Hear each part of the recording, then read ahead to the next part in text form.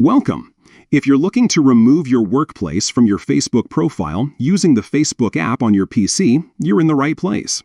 In this video, I'll walk you through the updated steps so you can easily delete your workplace information in just a few minutes. Let's get started. First, open the Facebook app on your PC. Make sure you're logged into the account where you want to make this change. Now, look to the top right corner of your screen. You'll see your profile photo. Go ahead and click on it. This will open up a menu with several options related to your account.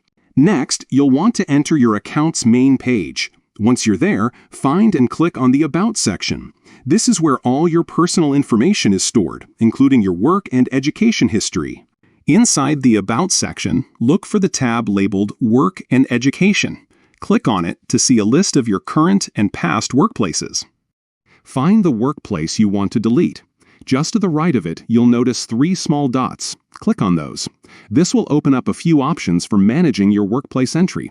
From the list, choose Delete Workplace. A confirmation message will pop up to make sure you really want to remove this information. If you're sure, go ahead and confirm the step.